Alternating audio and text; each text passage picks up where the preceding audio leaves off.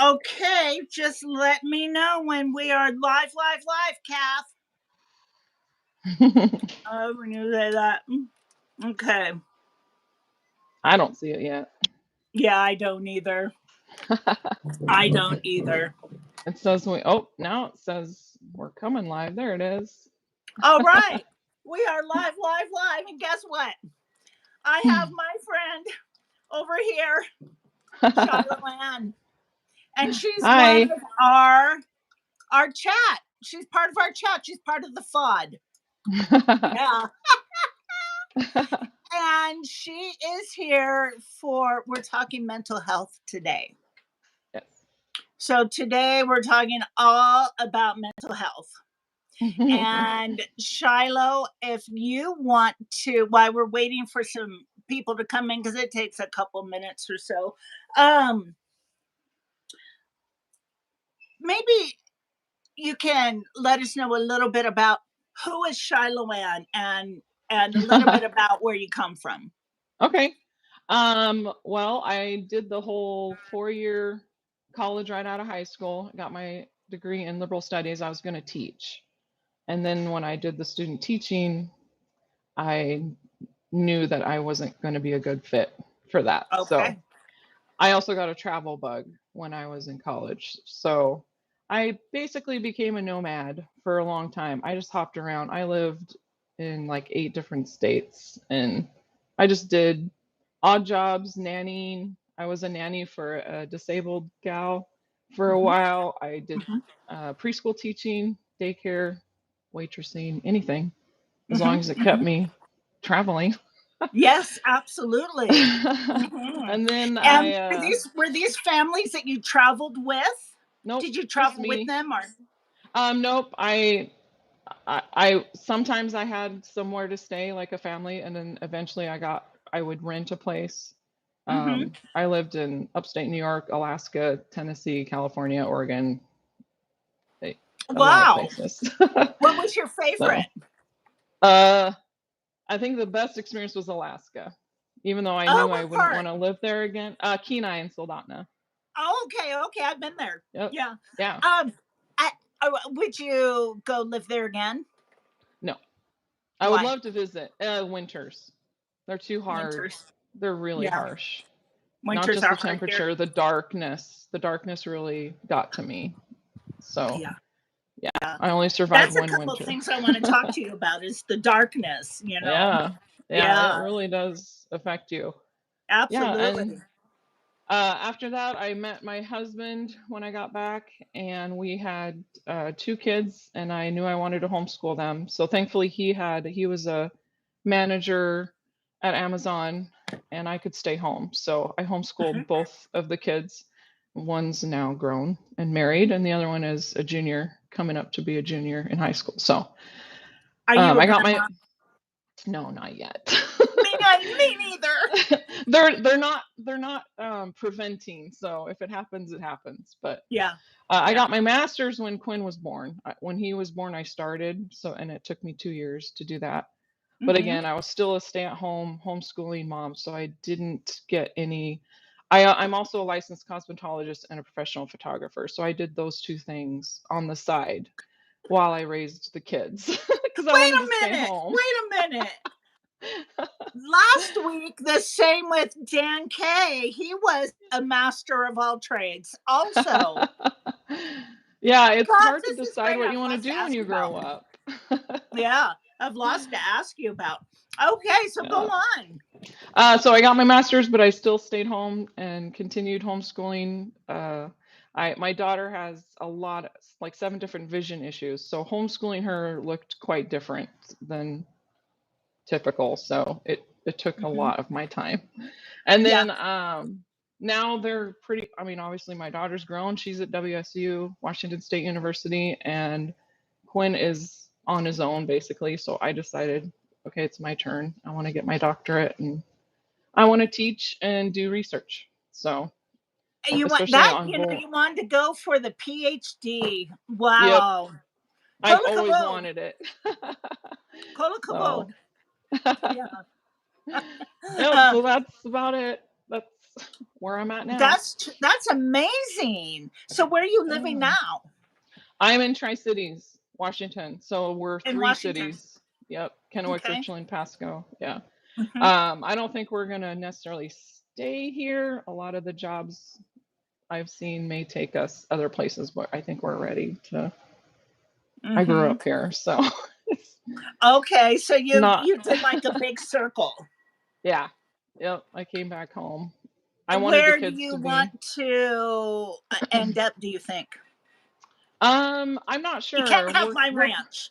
no, no, but I do want to come visit your ranch. Absolutely. I'm not sure. We're pretty open, even if it takes us temporarily overseas. If there's a research position over there, I would do it. So we'll see. We're pretty open. We're a travel family, so we lived in an RV for 2 years on purpose to travel around with our kids and visit their grandparents in Nevada for a while, and had a lot of fun doing that. So yeah, Mm. we're nomads now. We have a camper van and we're ready to Mhm. come visit. Well, you know what? I have 2 RV spots right here. One Yeah. that has electricity, one that's all dry camping. So Yeah, you're welcome. we're fully contained. We got solar generator, toilet in our van. Well, then there We're you good to go. go. There you go. You Yeah. mentioned research. Tell me. Oh wait, sorry. First of all, most of my views are not during the live show. It's Oh afterwards, so yeah. a lot of people will Yeah. see this afterwards. Yep. But what if you could tell me a little bit? You mentioned research. hmm Tell me about that. So right now my dissertation research is a what I call a phase 1 of a potential phase 3 phase study that I want to do on Okay. negative social attitudes, basically Oh, bullying, stigma-based bullying specifically. I said that. So I didn't hear you. stigma-based bullying. So Oh. bullying due to race, gender, fill in the blank, whatever, Mhm. weight. Mhm. Um, and then the ultimate goal is to show that there needs to be an intervention that starts early in either preschool or kindergarten on negative social attitudes to try to prevent bullying and not just try to fix bullying, because I don't think bullying can be fixed. I'm so sorry. My dogs are going That's okay. off I because already we have told a you mine truck might. coming up the road. That's We're going to okay. get interrupted a little bit because Yeah. speaking of children, he's coming in right now. So um That's so okay. I find that very interesting to start early. How come they're not doing that right now? That's a good question. Because there's a ton of studies out there on bullying, but nothing has, shown very significant benefits for the programs that Mhm. they do have. And it seems like they Mhm. focus on high school and middle school bullying, and Yes. it starts way younger than that. And I don't that's the big How question. Why aren't they doing something about it? how can we protect our children and our grandchildren from this? And you're welcome, Yeah. Doc Wolf. You're welcome. Yeah. Yeah, and so far the research I've shown, children as young as 3 years old have implicit attitudes developing. So, and they learn 3? it from, yeah, 3 to 5 years old, and by the time they're 8 to 10, um, it's there. It's there for the long haul. So, and to Wow. undo it is very difficult. Yes. So, Yes. yeah. I actually I took an implicit attitudes test myself because I was curious after doing research. And I was surprised Mhm. I got moderate. I got a moderate result for having implicit attitudes. And I Really? don't think I have like negative social attitudes. Like I really didn't think I had any. So I was surprised. I've only taken it Thank you, Doc once. Wolf, for So that. Thank you. Um, what can you give us an example of this? of implicit attitudes. Hmm. So explicit attitudes are the ones that people like have no problem expressing. Like, when people blatantly show a disrespectful attitude. Implicit Mm-hmm. attitudes are there and you don't even realize they're there. But it can Mm-hmm. affect the choices you make or how you treat somebody without you maybe even knowing that you're doing that. So that's why I was surprised that I was a moderate level. So I was, That blows my mind. So there are yeah, people out there who are aggressive to other people and aren't even realizing how destructive it is. it may be more subtle when it's implicit than explicit. Explicit Mhm, clearly is, visible by other people. mhm. Implicit, they they may produce things where like you might get on a bus and see somebody that you don't realize you have an attitude towards and scooch over a little bit. Like stuff like that. It's more subtle and you don't maybe realize that you're doing that, and it can be Okay. based on more than just race. It can be anything. Just somebody wearing a scarf on their head and you're going to associate it with something in the back of your mind without maybe Mhm, even realizing it. So, and mhm. it's these Yeah. implicit attitudes that have to be corrected at a young Yeah. age, or they'll turn into explicit attitudes and then Mhm. bullying from there. So, Yes. yeah. Yeah. Now, let's switch gears a little bit. Yeah. There are a lot of people that have been telling me, especially since our little chat has was coming up, that they have mental illness, but they aren't. It's oh, I'm so glad that you're having this and talking about this, and I have this or I Hmm. have that, but nobody knows. Nobody knows. Yeah. Talk about that. I think I think part of that is the stigma around mental health issues. I mean, we've come a Hmm. long way than we used to treat people, like institutionalizing people for like menopause. Women used to be institutionalized for that because they For a called it hot flash. crazy for the mental health that it can cause, the depression, the anxiety, all of that. Yeah, they used to Hmm. institutionalize women because they didn't understand obviously what was going on. But they did that for Hmm. other things too. Down's Hmm. syndrome used to be institutionalized and basically put away. So we've come a long way since that. But I think there is Yes. still a stigma around it, which is I don't understand it even as doing, all the research, because we treat other things like cancer and other diseases perfectly fine, and it's fine to be on medication or whatever for that. But for some reason, mental health is a whole other, oh, you're on medication for that. Well, suddenly are you going to go crazy on me? That kind of attitude. But Yeah, it's absolutely. it's still And there. That stigma is still there. so what if somebody encounters somebody and they go crazy on them? What do you do? Um, well, I think how you respond again is going to be based on what your experience with it is. If you are around somebody who Right. has mental health issues or even neurodivergent issues, then you're going to be more aware. So awareness is huge. I think and I actually just asked on my Facebook for some input from people. If there was a book or somebody wrote a book, what topic is being ignored or not talked about enough? What would you read about? And Hmm. a lot of them are that, like education on how to recognize when somebody is struggling or suffering, or and not just acting out or not just being, Hmm. mean or whatever you want to say. But so yeah, I think awareness is a big part of that. If you're not aware, then it's hard to know like why they're acting that way or why they're doing that. Hmm. Hmm. So Yeah. And so let's go into some more complicit stuff, and I'll bring myself up for this. okay. I, for one, have PTSD, Hmm. and it's no secret to everybody everything that I've gone through, Yeah. especially since 2018. Yeah.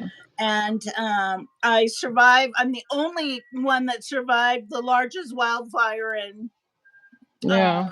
Wyoming history, and then dealing with that because I that was hard to suck up Yeah. when you see Yeah. everybody lost everything, but you didn't.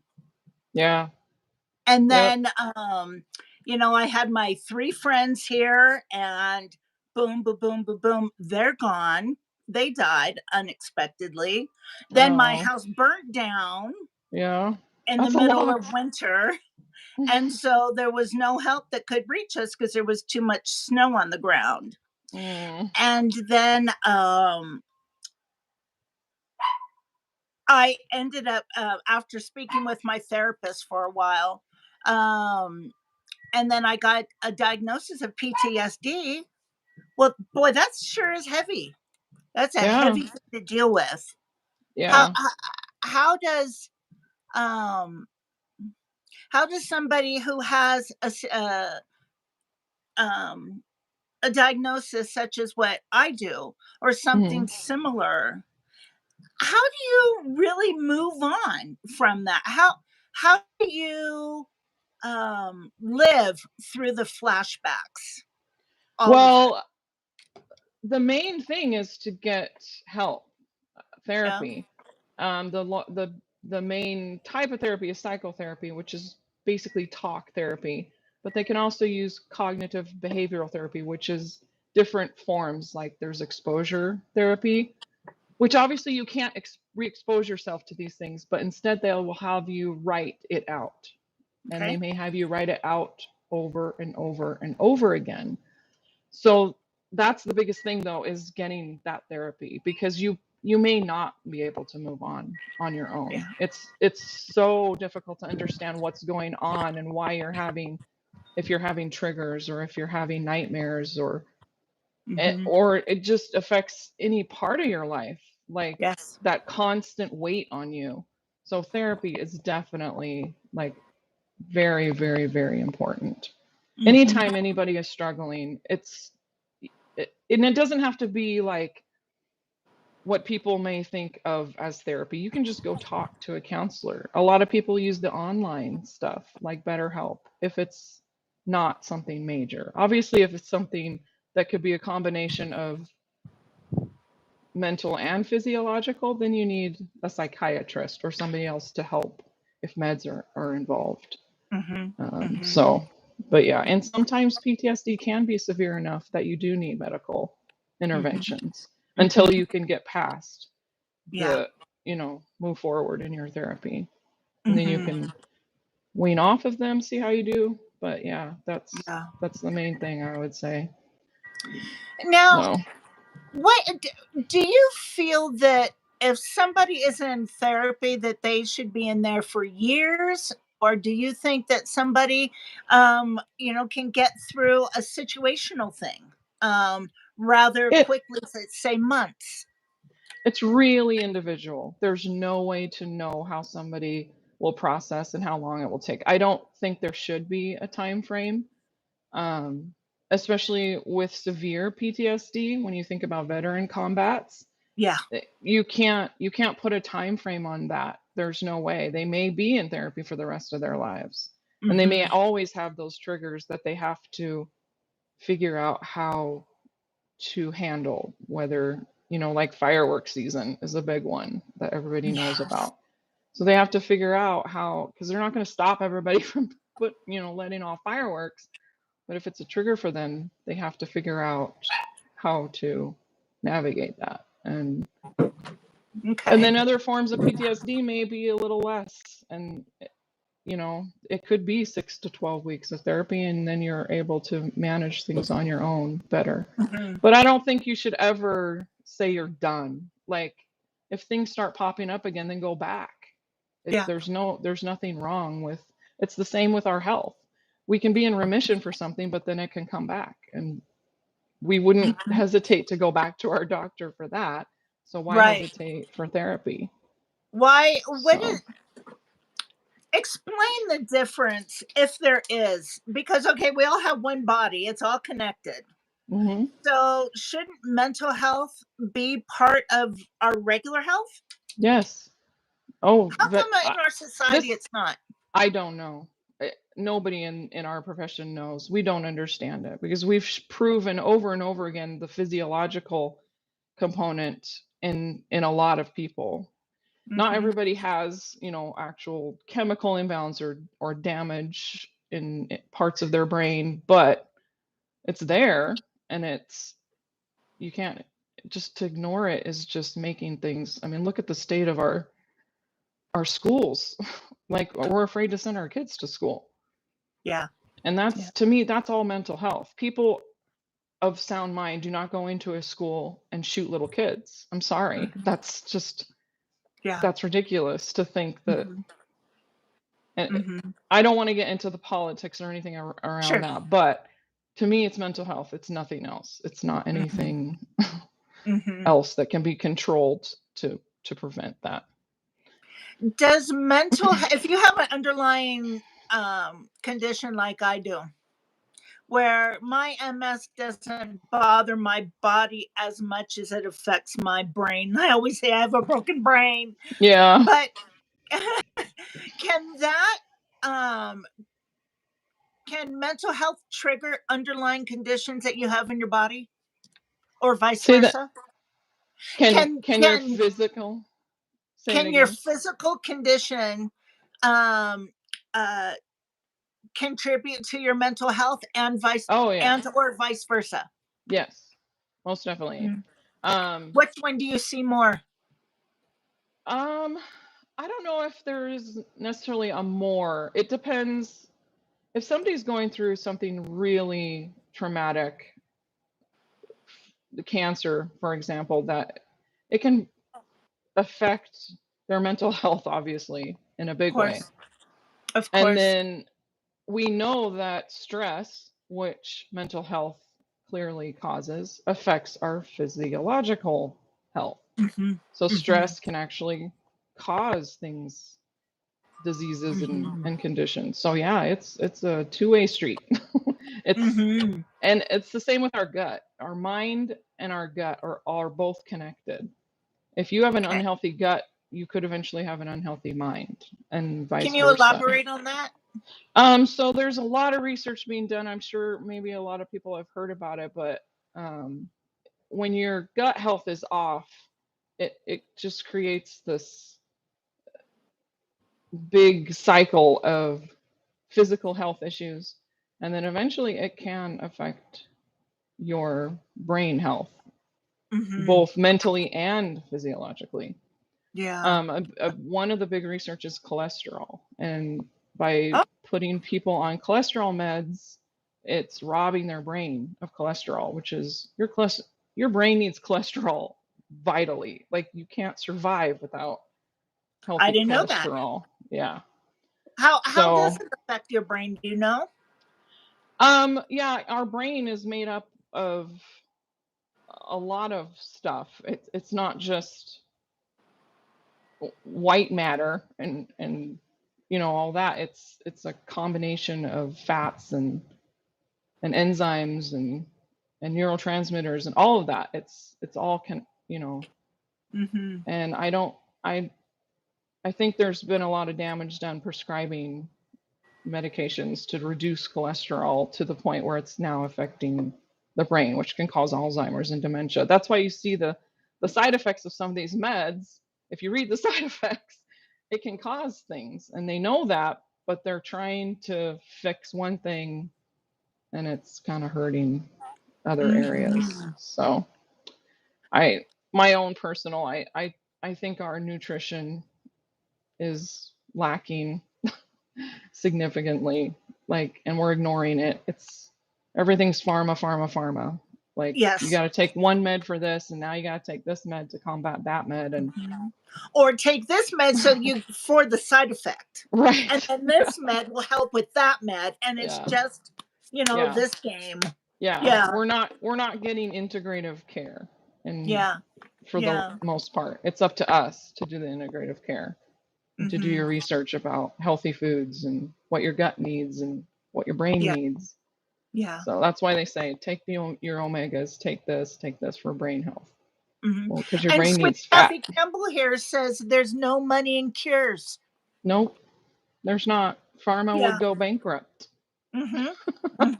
Yeah. So yeah, it's up to us. We're not going to be, sorry, my camera is starting to fall. Oh, that's okay. I don't see anything changing drastically with that area. Mm-hmm. It's up Yeah. to us. So, You know, another thing that I've heard a lot about is bipolar. mhm. Can you go into that a little bit? What you Yeah. know, So bipolar has been there's been a lot of updates to bipolar in the last, I'd say, 10, 20 years. Um, there's basically, they say there's three types of bipolar. Bipolar 1 is where your what they call manic and depressive states Mhm. last for a minimum of 7 days and beyond. And it'll switch back and forth during those days. Sometimes people will have the manic part first and then the depressive part. And then there's bipolar 2, where it doesn't happen that often and it may just be manic and just be depressive. And then the third one is basically not bipolar at all. It's just a mood, like maybe Okay. menopause women could fall into that, like where Mhm. you're kind of off for a couple days and you might Mhm. react poorly to people and Mhm. want to throw things at them. Yeah. But Can they yeah. help that? Can they help this? Oh yeah, there's therapies for that as well. Mhm. And then that that one is probably more falls into where you might need some medical help for that, because it can be an actual chemical imbalance going on there. It's not just, Mhm. PTSD. It's not just something that happened to you. It could be, it's genetic, and so it can be hereditary. It can be something wrong, like chemically inside the Mhm. brain. So yeah, that's a tricky one, and that definitely needs professional involvement. So So you're if you fall victim to somebody who you know comes up and goes off on you and people say, "Oh, they must be bipolar." That's a horrible yeah, thing to say. yeah, it is. What should your reaction be? To the person saying that to you, is that what you're Yeah, no, if somebody is horrible to you and right? you how should you? I would determine how much time and energy you need to spend on a person like that. Mhm. First of all, for your Okay. own mental health, even Mhm. even if it's not bipolar that you have, but you're struggling with other stuff, because Mhm. that's obviously a ridiculous behavior from that person. But Yeah. Yeah. I don't know that I would engage too much, Okay. honestly, with that, Mhm. because are you going to change their mind if they're already, what if they have their own mental health? What if they have narcissistic tendencies and they're just deflecting, Mhm. their Yeah. behavior onto you, kind of Mhm. situation? I don't, so yeah, I'd be careful about engaging with people like Mhm. that, because my unfortunately my daughter just had some stuff go on and on her new husband's side of the family, and I had to tell her the same thing, and she got clarification from her counselor that, Mhm. yeah, you don't engage when Yeah. people try to do that, because they're either not coming from a good place themselves, and whatever you say is not necessarily going to help them, and it's Mhm. certainly not going to fix anything between the two of you, and it's not going to fix you. Like, Mhm. it's not going to Mhm. help you. So Yeah. yeah. So it's just best to keep your mouth shut and just politely walk away. Yeah, I mean, I would say, like, my daughter decided to defend herself once and left it at that. I mean, Okay. I wouldn't say don't defend yourself in all situations. You can speak your mind to a point, but I would not expend too much of your Mhm. energy and stress, because that's not beneficial for you, Yeah. and you will Yeah. not change the other person's mind. You just Mhm. won't. Mhm. So I think defending yourself once, if they don't see your point, walk away. Okay. It's not Yeah. up to you. You're not their therapist. That's great. Well, that's great advice across the board. Now let's talk Yeah. a little bit about, because we're all into social media here. We're all on Yeah. here. Okay. Yep. So let's talk about that a little bit. How does social media affect our mental health? Oh, it's catastrophic. It's horrible. There's so much research out there that is saying it's it can be very, very bad. But again, it's like everything. It's up to you to balance it and to find balance. You can't, if you're constantly online and thinking, why isn't my life like that? Or, those trains of thought, that then you need to find better balance. Yeah. Because, and again, it's up to us individually. Nobody's going to make us get offline. Nobody's going to make us, and you can't force everybody to post, Mm-hmm. happy rainbow unicorn things. So there's ugliness out there and they're going to post it.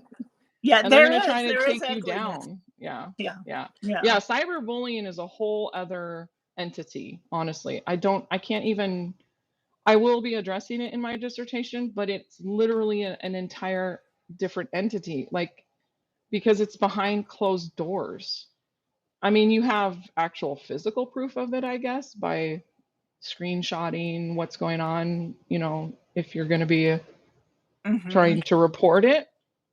But it being behind a screen gives people a whole lot of, Power. yeah, power and bravery, but it's actually, it's not. It's cowardly, but to them, it feels like courage. And Press Me just said that she calls it keyboard courage. Yes. I think Yep. that's a great way to put it. A great Yeah. way. Yeah. Yep. By the way, I just want to welcome everybody in here. Thank you for coming and joining us. To our lurkers who are here, thank you very much for joining us. And we all know that you're there. We haven't forgotten you. So uh, I I know that there's loads of questions. Are you willing to take some questions? Yeah. Yep. Okay, okay. Um, uh, let me see here. Um, I'm just trying to look up here, and uh, uh okay. So the buck stops here says I need to go offline for my personal mental health every few months. That's not a question, but a statement. But can Yeah. you talk about that? Yeah, that's part of finding your balance. If you need to do that, then then that's pretty important. And to recognize that you need to do that is awesome. And I Mm-hmm. think if more people did that, along with making sure you don't participate. For example, I was told to join this group, bad driver shaming for local, to spread awareness about parking and disabled parking. My husband is in a wheelchair, so we have Okay. a wheelchair van. It's Yeah. very big van, and we run into that issue all the time. People parking in disabled parking spots or taking up the dashed area where Yeah. we would unload Yes. the wheelchair. So to spread awareness, I was told to join that group. So I did, because I posted a couple photos just without any personal information, just to bring awareness, like, please stop doing this. Like, this is a loading zone, it's not an extra parking spot. But then I kept getting the feed of all these people shaming these drivers over and over and over, and it was just, I started responding to them, and then I was getting angry at what I was seeing, and I recognized that, no, this is not the way I'm going to spread awareness. This is negative for me. It's just causing me rage to see all Mm-hmm. these, like, incidents. Mm-hmm. So I unfollowed that group. So, like, recognizing when you need to remove yourself from Mm-hmm. something Mm-hmm. that is causing you a poor attitude, That's or important, is to or be able, stress. Yeah. yes, or Yeah. anxiety. You feel, Yeah. when I feel the anxiety coming up, I automatically try to ask myself, try is my key word, Yeah. is where's this coming from? Yeah. And if I Yeah. can't pinpoint it, then I need to take a break Mhm. and figure out where it's coming from and just Yeah. chill. Yeah. Yeah. Yeah. But Yeah, that's the not youth. easy to do. It's easy to Yeah, say. Yeah. yeah, yeah. Oh, go on. I'm sorry. I didn't mean to interrupt you. Oh, that's okay. I was just gonna say I only follow a couple of YouTubers and I base it on like how well the chat is. I'm not gonna watch a chat that is full of trolls and, you know, words I Yeah. don't want to read or grossness. Yeah. So yeah, there's again, it's part of your own filter that you need to Yeah. establish and your Yeah. boundaries. Ralphie boy, he's hi Ralphie boy. He is one of part of the FOD, and he is has PTSD also, and he's a military vet. Okay. And he says, how many times can a therapist say, oh my God, I can't imagine living like that, before you need to move on and find someone else? Once. Honestly, that is a big thing.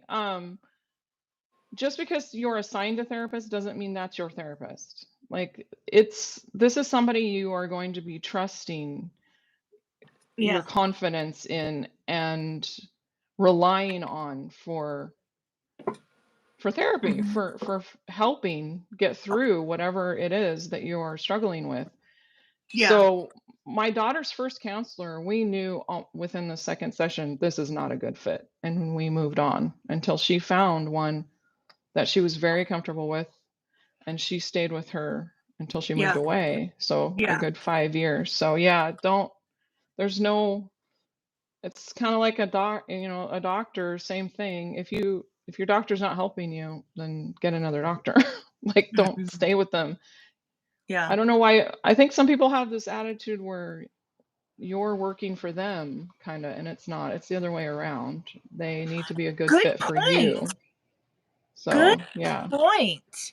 Yeah, especially with mental health. You're not going to jive with everybody's personality, and not all therapists are for you. Yeah. Like, they're not all trained the same. They're not all specialized the same. It's okay to move around until you find. And it can be frustrating, really frustrating. And But expensive. and expensive. Yes. Yeah. Again, Sweet Kathy asks, why do doctors act like she's being non-compliant or uncooperative when she reacts badly to the meds or they don't work? I don't know, and I hate that they do that. I've experienced it myself.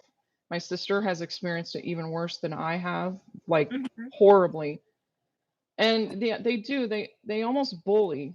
Some doctors bully patients, and I think they just have a big head and they think they know everything. If I can't tell you how many times I have talked with providers and they ask me, "Oh, are you a medical professional, or are you a doctor or a nurse?" And when I say no, I've just done my research, they just roll their eyes and blow you off. Yeah, and I move on. I'm not going to deal with that. If they're not going to respect me, I'm not going to respect them anymore. So, yeah. So, why is any medical so expensive? It's, unless there's reform and insurance reform, the fact that providers can decline an insurance boggles my mind. If you have a health insurance, why isn't it just all accepted? Why, like, especially if you're on Medicaid or Medicare, they can deny you because you're on Medicaid or Medicare. Why does that? I think that's discrimination, first of all. That's horrible. And they do. Like, my mom's been trying to get into a different provider. They took her off her hormones, her other provider, for outdated research. And I've been trying to help her get into somebody, and she's being denied over and over and over again because of her insurance. It's absolutely ridiculous to me. But again, that's politics and policies that need to change. And unless we come up with a way as a people to do it, it's not going to happen. Yeah. So. Oh boy, my dogs are going to bark again. Oy vey. Oh, someone's I coming s- down our I road. s- People aren't allowed to do that. I And we see have a Nikki question. Noodle's Yeah. question. Yes, please go Yes, bipolar it can be genetic and hereditary for sure. And there's also actually more research being done on generational trauma being passed down. Um, ahead. Okay. it's a very new topic, and I actually have a school peer that is doing her dissertation on that topic specifically because she believes it's not being addressed and it should be. So, but yes, bipolar can be. Same with Mm. schizophrenia. It can be genetic as well. Is there anything that can be done about that, ahead of time? Unfortunately, no. I don't think there's genetic testing or screening for it. At least not to my knowledge. I don't want to say for sure that I'm correct in that, but I have Mhm. not come across that. Um, but I think they do have evidence of it being a genetic. Forgive There's me a for genetic shifting component. around so much. I had to give my dog a bath yesterday, and my being bent over, my lower back is trash. Oh, Forgive me. that's Yeah. all right. All right. Yeah. Shiloh, will you talk a little bit about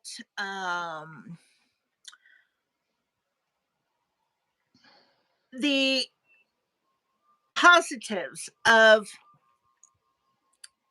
social media versus the negatives and Yeah. how to balance that? Can you go Yeah. into that? So for my personal example, like my husband, like I said, is in a wheelchair and it's hard for him to get around and meet up with people. All of his friends they grew up with live in different states and all over the country. So for him, social media is his socializing. Like Yeah. he relies on it heavily. Hmm. And during COVID, my son relied on it heavily and to um, he started getting some depression during that time. Hmm. So we made sure, you know, that he had good social media Yeah. groups and Yeah. gaming and stuff to belong to. But yeah, there's definitely positives about it. It's not all negative. I mean, look at what we're doing right now. We couldn't do this without social media. That's true. So yeah, Very true. there's many positives to social media. Like it's Hmm. opened the doors for so many disabled people. Um, yeah, and accommodation for neurodivergent, people with neurodivergent conditions. So What is it's that? definitely neurodivergent is ADHD, ADD, autism, spectrum, being Okay. on the spectrum, that kind of thing. Hmm. They're A lot doing of more and people more might not research. know what that definition means. Can Oh you? yeah. Yeah, so neurodivergent just means I guess to put it in a way, hopefully it's not offensive. It's atypical, basically, like the way you may think or Hmm. um, socializing may be Hmm. affected by being neurodivergent. My daughter is neurodivergent. I think a lot more people can are neurodivergent, and the diagnosis is getting better, especially for adults that were not diagnosed as children, especially our age. And Hmm. as research catches up, hopefully now we can get more help for the younger generation instead of just medicating them for Hmm. ADHD or ADD. Not that that's not a tool, it's just not the only tool. They need more help than that. I had when I taught preschool, I had a little boy in my class and he was neurodivergent clearly. And even back then, I was too new in my studies to recognize it back. He was diagnosed with ADHD and he was given Ritalin. And he actually became worse after Ritalin. And Okay. then it came to the point where I told the director, it's him or me, because he keeps throwing wood blocks at my students. And I had to call the ambulance for one of my students who got hit in the head with a block. So unfortunately, they had to remove him. So he wasn't getting help beyond the medication. He was just And medication, it's not the answer, it's a tool. right. Yes, it's a The tool tool. and it's part of the toolbox, so to say. So when you say with it being a tool, does that mean that you have to operate the tool in order to work it? You have to work with the tool. I think it's a partnership. I don't think anybody should be trying to use the tool by themselves, obviously. No, I You need a meant professional. if you're given this, if Oh, you're yeah. given medication, Yeah. then say a screwdriver, Yeah. that's your tool. Well, you Yeah. have to work together in order Yeah. for it to work. Yes. Is that right? Yeah. And like somebody said, when providers aren't recognizing when something's not working and bullying them basically about it, that's part of that. If a medication isn't working, then they need to be adjusting it or trying something else, obviously. But like I Yeah. said, especially with children, I'm glad that neurodivergency is becoming um, more. There's more awareness about it because these kids need more help in order to function the way that everybody expects them to function. Yeah. And I have a Yeah. lot of friends that are adults now, near my age, that are finally being diagnosed, and it explains so much for them as a child and why they struggled in school and why they were bullied and, you know, even by their own family. They were just accused of misbehaving or being weird. Yeah. So, yeah. You know, there's a couple questions that flew by. Mhm. Tons has one, and he said, he's from Ireland, and he's part of our thought. And he says, "I have a question. How is measles coming around again if all the kids were vaccinated, and if it comes from illegal people? Should Okay, you know what, Tons? I can't go into that question. I'm sorry, Yeah, that's a whole honey. other topic and a medical. Yeah, Yeah. yeah. I saw something else here. There was. I'm sorry, Tons. Um, okay. Maybe they got rid of it. Okay. Nettie, she's from Australia, and she's an old friend of mine, and she lost her husband about a year and a half ago. That was the love Mm. of her life, and they Oh, met later in life, yeah. and she is just still devastated. Oh, And she says we have some of the problems in Australia. We only get 6 sessions for mental health, and the waiting list is about a 4-month wait. What then? yeah. What do you do? That's hard Read a too. book? My daughter had to wait almost a year to get her counseling appointment as a child. And at one point we were considering the ER just to get her moved up the list faster. Thankfully we were able to get her to her appointment. But I would say there's a lot of really good therapeutic books out there. There's also workbooks that you could try and work Mhm. through. The workbooks, they help they almost kind of do what a professional would do. I don't recommend only relying on that, but they can be a good starting point just to give you something, Yeah. that little bit of help while you're waiting, I would say. Yes. Um, I I would really research and make sure you're getting a good rated one, a well-rated one with professional, developed by professionals, not just anybody's, you know, willy-nilly Mhm. journal that may not actually help. But there are some workbooks that are out Mhm. there. Um, I'm sure Yeah. a good source is Amazon. Yeah. Yeah. But I live in a situation to where this social media is my everything. Part of your therapy. Well, yeah, Yeah. part of my Well, therapy, yeah. and then I'm learning a lot of what to do and what not to do. Yeah. Yeah. Yeah. Another positive for social media. Right? There you Yeah. go. There you go. Yeah. But Yeah. I mean, so many people in the chat, it's just absolutely amazing. And the more that you talk and get to know them, the more you realize that, you know what? We all have a lot in common. Yeah. We Yeah. all have a lot in Yeah. common. Another thing I would add for the other question was to try and get a good support system around you and always be in communication with somebody if you start to feel off or like things are getting too dark.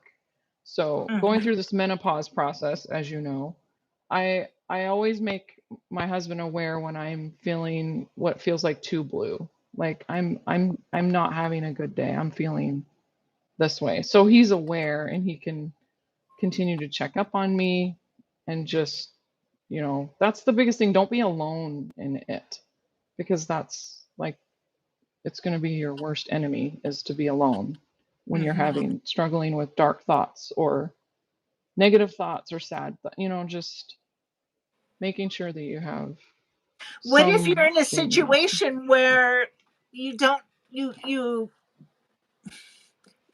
Don't have anybody around you or yeah, what if another I obviously if it gets too bad, then go to the ER, go to a medical professional like urgently. And okay. they are required to help you, especially if, you tell them that your thoughts are too dark or too sad, and it could affect your choices. Just that's what they're trained to do is to recognize that. Again, I'm not saying everybody will respond the way they're supposed to, and if they don't, then keep looking, keep searching. And that's hard too when you're in that point of your life where you're too sad to even get help. That's when things get really dark and Mhm. scary. But Yeah. I would just say try to keep that in mind that maybe I don't there's so many ways that people could do that and there's no perfect exact right way, but Mhm. if you Yeah. think you could head down that road, then have something implemented where somebody can be aware. Yeah. Somebody knows. There's Yeah. hotlines, so Mhm. yeah. Um, Lady A is asking about, have you heard of visceral hypersensitivity? Heard of what? Visceral hypersensitivity. I don't think so. In V in I what S context? C E R A L. Is this a physical? I don't know. She just says, Yeah. "Hey, Lady A, can you elaborate on that a little bit, and we'll come back around." Um, I saw. Okay, Eggsy, he's so sweet. Hi, Eggsy, sweetheart. He's asking if you have any recommendations for any good over-the-counter solutions for anxiety and depression. Just those what I've mentioned before is there are some workbook type things that can give you mindful exercises. So anxiety and depression, if it's not something that needs to be treated with medication, it's not a chemical imbalance or a physiological, um, there's no physiological component to it, then a lot of treatment is mindful exercises.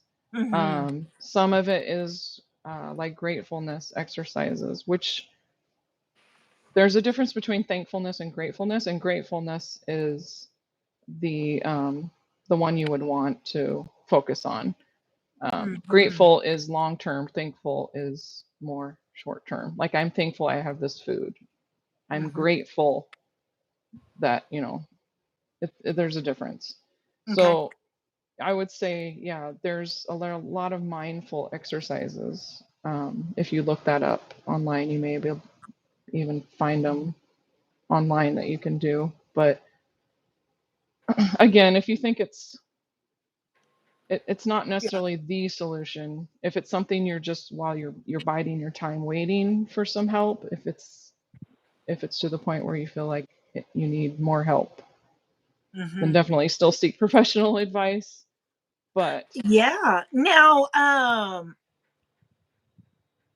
what? Ralphie Boy makes a good statement here. He says, a gratitude list can change your daily direction. Hmm. Yeah, I did actually. One of the papers I did was on gratitude in my one of my classes, and it was really eye-opening how much they can help. I actually went and purchased a gratitude journal for myself because the results were so significant that I saw. And yeah, it really can. It changes your mindset. Mindset is a huge topic, and mindset is part of why we do um, placebos in tests, because mind over matter kind of thing.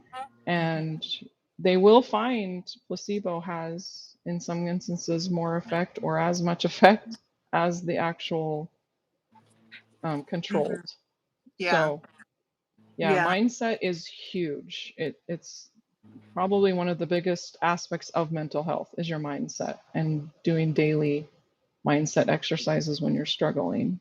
So Hmm. keeping a gratitude journal, doing therapy workbooks specific to your issue, whether it's anxiety How do you or start a gratitude journal? What do you do?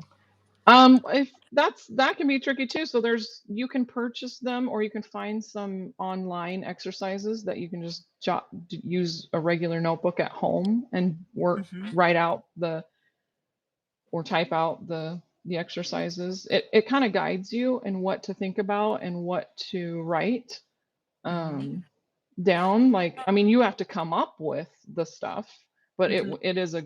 it's really good to have a guide and not just Yeah. try to do it yourself. Because again, there's difference between being thankful and having gratitude. So I'm glad that that was brought up because I think that is something I was given a blank journal by Impress Me for my birthday. yeah, And I think that I might use that. yeah. Yeah, What I'm people thankful and grateful use for. all kinds of writing is very therapeutic. It can be for Hmm. people. Or Hmm. typing. If writing is a struggle, like um, some people have arthritis and they can't write, but typing or whatever way, even recording it, Hmm. recording yourself, whatever method you need to use, it Yeah. really is helpful to think about these things and voice them somehow in some way. Hmm. Yeah. That's Yeah. That's most professionals are probably going to tell you that's part of your therapy is you need to do that. You need to voice in some Mhm. way, either writing, talking, whatever. Yeah. Yeah. So and that's why they call it talk therapy. So Lady A, she got back to us, and so let's go back oh, to the that okay. question, Yeah. the visceral hypersensitivity. Yeah. She says it's where you're too aware of what your body is doing, usually digestive wise, and your mind and body overreact. Oh, okay. So it sounds like it's similar to health, like I have medical anxiety or health anxiety. So I have to be careful if I do take a medicine, I can't look at the side effects. I have to have my husband look at them or somebody else because I will manifest those side effects. And it sounds Okay. like it's like I have actually made myself believe that I'm having a heart attack when it's heartburn, that kind of thing. So I don't know if that's specifically what that condition is, but it sounds like it's similar. Like Hmm. you're hyper aware of every little thing going on, and it can create anxiety. And mine Hmm. came on with perimenopause. Hmm. I ended up with vestibular neuritis, and that really messes with your brain. Basically, it sends wrong signals to your brain, fight or flight. And so that's when I started having these. I was hyper aware of everything. At one point, I thought I had a tumor in my stomach. Another point, I thought I was having a heart attack, and then I thought I had a blood clot in my lung. I mean, your brain just it can Yeah. literally make you ill. I was in the hospital all the time. I had all kinds of CTs and echoes and everything to make sure that I was okay. And Yeah. Crazy no. every every time everything came out fine, and it was just I eventually recognized, okay, this is not a physiological. This is my brain, And part of it was the vestibular. I had to do more research to figure that out, that it was messing with my thoughts, basically. You So, know, it's no secret that I have MS, and one of our moderators, Kath, has MS, and there was yeah, somebody here that passed by, and he said he does too. And Kath and I have completely different symptoms, but the same disease. yeah, Mine yep, manifests mostly in my brain for cognitive stuff, and then yeah, at night I'm in extreme pain. Hers is different to where her lesions are mostly on her spine and it is getting her physically, but oh, she's doing okay in the brain. yeah, Yeah. yeah, So yeah. It's uh tricky when you have diseases and yeah. even if it's not literally affecting your brain, it can eventually, like just even the physical symptoms, Yeah. eventually affects you mentally. You know, Yes. it's a tough one. Yes. The Yeah. diseases are, yeah. Exie's asking, what can you do if a depressed or anxious friend or family member who might decline or be hostile to help? What can you do? That's a tricky one too, and most professionals would tell you just to try and be empathetic, try to be there, but have your own boundaries around them. It's the same for any, like somebody with an addiction. You can't force them to get help unless it becomes, where they're endangering themselves or others, obviously. But there's only so much you can do. You can try to provide information for them to get help, but again, you can't force it. And if it's going to cause your relationship to suffer, then that's about all you can do, is just try to be there to support them as much as you can with your own mental health and you know Yeah. and your boundaries that you set, because I've dealt with that too with family members. It's hard to deal with the family members because you're stuck with them. Yeah, yeah, especially when you're a psychologist and they think you can fix them. That's not how it Yes. works. I can't Yeah. I can't Yeah. be their therapist, I can't be their counselor, I can't be their psychologist. That's just ethically not okay, but beyond that, it's just not. It's not. And just like medication, is psychotherapy the answer, or is it in a tool in the toolbox? It depends on what it is. It might be the only thing that you need. Talk therapy Hmm. can help a lot of different things. Hmm. Um, and yeah, depending on the severity of what you're going through, it may be the only tool you need, but Hmm. if it's something more severe, then they're going to suggest other therapies like cognitive behavioral therapy or in some cases medication. Just like I said, it depends on the Hmm. severity. If it's somebody with severe PTSD, for instance, and it's affecting their anxiety and fears to the point where they need to suppress that with an SSRI or something, then they'll use a second tool. But if it's a little less severe, it's not affecting your life to the point of causing harm to yourself or others or debilitating you, then they'll just continue most likely with other therapies until they find one that ultimately helps. That fits your Yeah. puzzle. You know. Yeah. And Do it's you? time. You can't rush. I Yeah. think everybody wants a fix now, and that's just not how mental health works. It How may for the average Joe, Mhm. how does they're going into therapy. For the average Joe, how long does therapy take?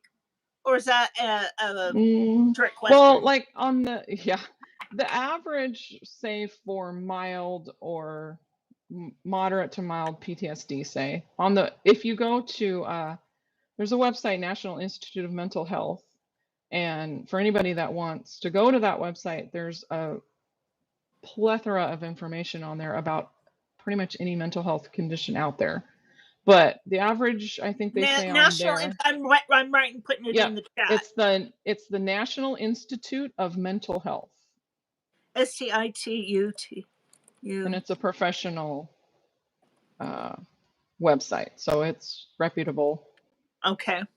They've got pretty much everything from research to just a breakdown of different mental health issues. I think for the PTSD, like I said, for the average is 6 to 12 weeks. Like I said, that's probably for mild to maybe mild moderate. Anything more, it's just gonna, and it's up to each individual. That doesn't mean somebody with mild is going to be all better in 12 weeks or to the point where they can handle their own, manage it themselves. I don't want to say all better because that's probably no such thing. You can't undo what happened and the other thing for PTSD, it's not something that always has to happen to you that causes PTSD. That's one thing I did want to bring awareness. It can be something you witness can cause PTSD. If you witness a bad car accident, you can have PTSD about driving. So it's not just something that happens specifically to you in all cases. It can be a traumatic event that you witness. And you may not realize for a few months that affected you to the point where you have PTSD. Yeah.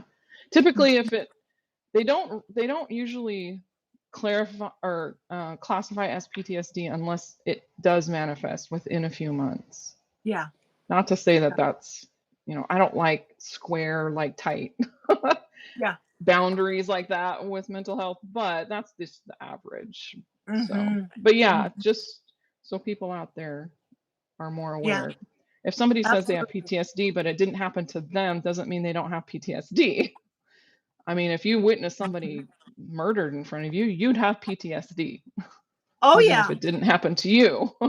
Oh, yeah. So, yes, absolutely. And it's not, it's frightening because,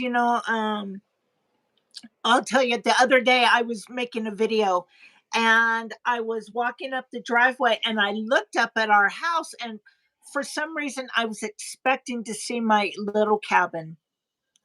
And then it was like I was teleported right there. Yeah. And I couldn't get out of the situation. Yeah. And I put it in my video that I was making. Oh yeah. Yeah, I did. The mind is very complex. So, it's how can we protect our children? Or from what specifically? Being a victim of falling victim and having their mental health destroyed. That's a difficult one. You can only do so much. I mean, there's a reason I homeschooled my kids, honestly. Yeah. Because of what I witnessed in school growing up, and especially what my sister endured. She was bullied by not just students, but teachers, like horribly. So you have to make that, your own personal decision how much you can protect them. I would say for sure, always having an open dialogue. We made sure that our kids knew they could tell us or talk to us about anything and they were not going to get in trouble. It was not going to be, instantly blamed or so we've always had an open dialogue and they've always come to us with pretty much anything. So yeah, I would make sure you have your boundaries with your children and make sure they're aware to have boundaries and there's so many things you can do, but you can't protect them obviously from everything. Yeah. But having an at-home open dialogue and talking about everything, you can't protect them from everything. Ignorance is not going to be their friend. I've seen my friends raise their kids in ignorance and it eventually catches up and it can be catastrophic. So I would say that for sure. Do not think that ignorance or shielding your kids from stuff to the point of ignorance is going to benefit them in any way. I would rather teach my children about topics than have somebody else teach them about topics in a way that I don't want them taught. So, Yeah, exactly. yeah. Exactly. So, Do you have a favorite author that you recommend? for just any kind of reading? Yeah, for any kind of mental health.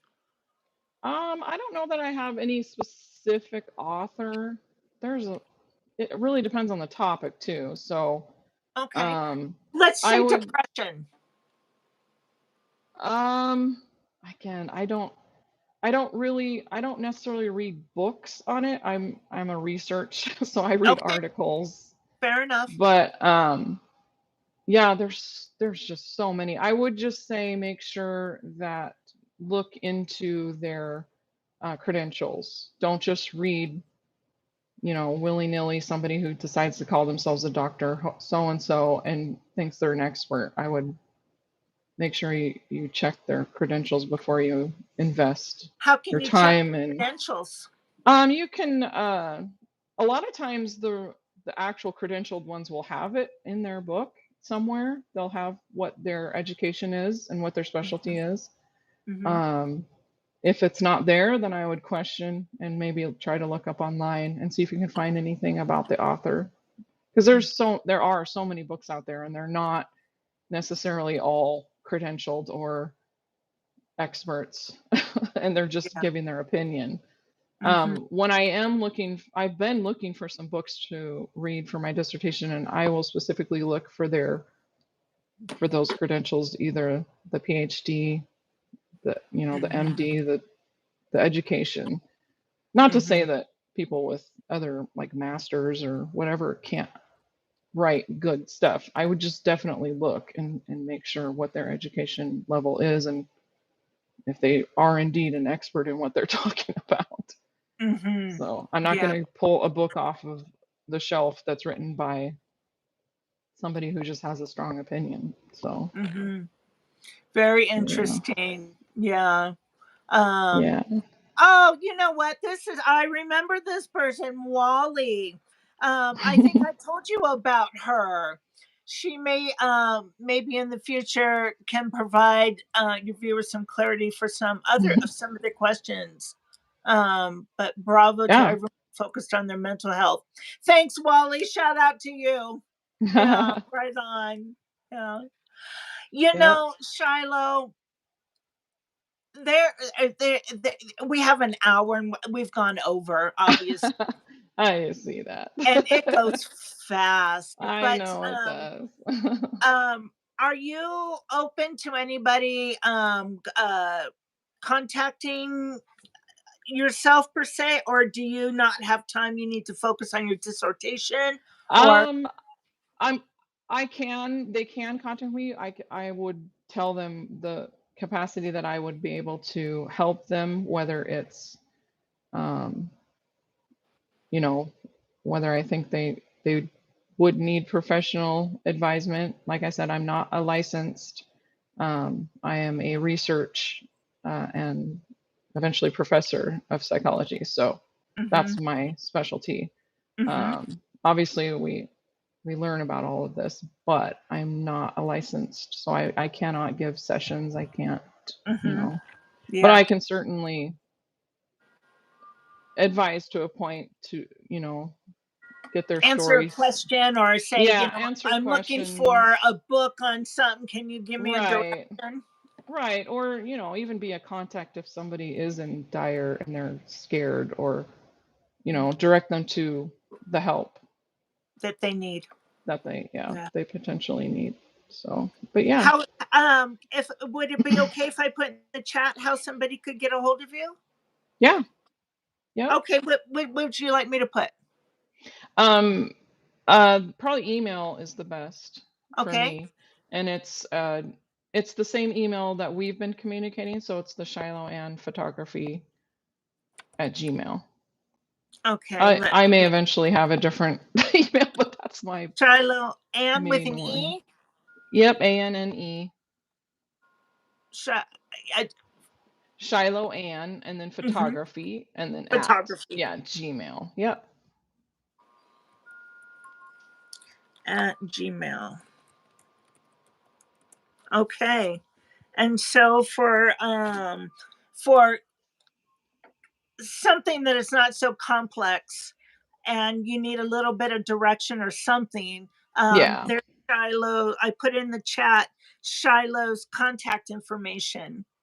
And so is that a fair way to say it? Yeah. Okay. Yeah.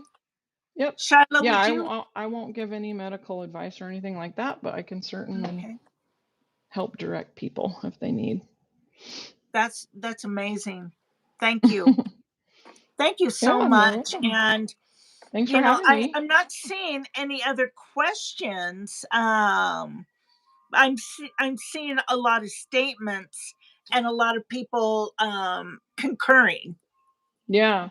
And it's a monumental topic. There's just so many things that you could cover. It's really hard to do that in an hour. I think we did a pretty good, touched on a lot of I think we things. did too. Yeah.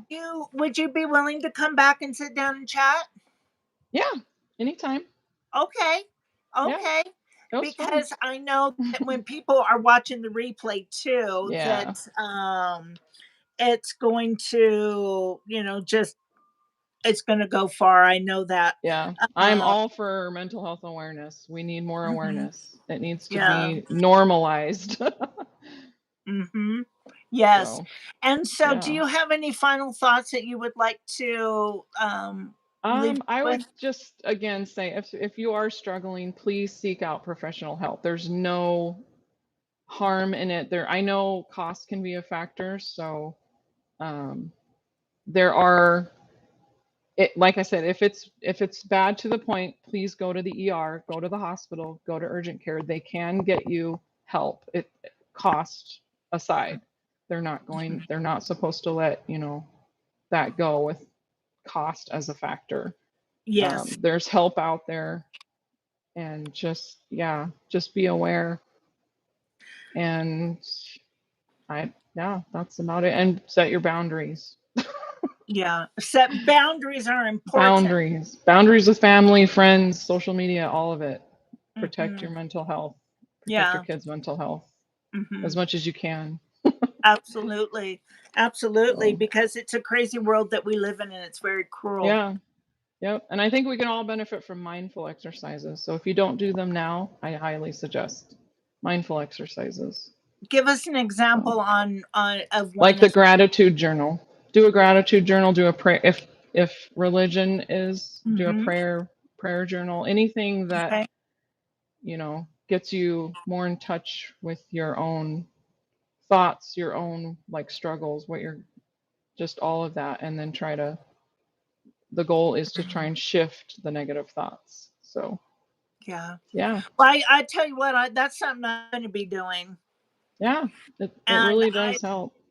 And I'm going to be using that book that you gave me, Impress Me. Thank you for that. And before we go, I wanted to just a couple of things. Number one, and it's happening with a lot of creators across the board. Check and see if you are subscribed, because a lot of people are finding that they've been unsubscribed. Like Queen, Aquamarine, she wrote me one time telling me that happened to her, and it's happened to a few other people. So if you guys could check into that. And then if you guys would, I'm going on my weekend now, so Friday through Monday, you won't see me. And but if you guys have an extra device, would you put on some Calamity Girl? That would be a huge blessing. And Saturday, if we don't get rained out, I'm going to be live streaming the whole thing of the teepee is going up. Booyah, right over there. Yes. And so my neighbors are coming over, and we're going to get that set up. And so I'm going to have it live streaming.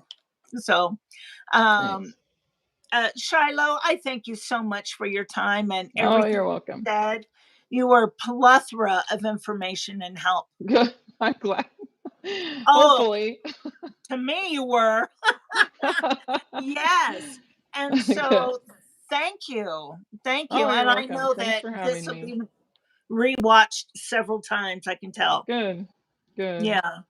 Yep. And then we'll be in contact, Okay. not only to hear you sing again, but because I'm you're an hoping to amazing. record tonight.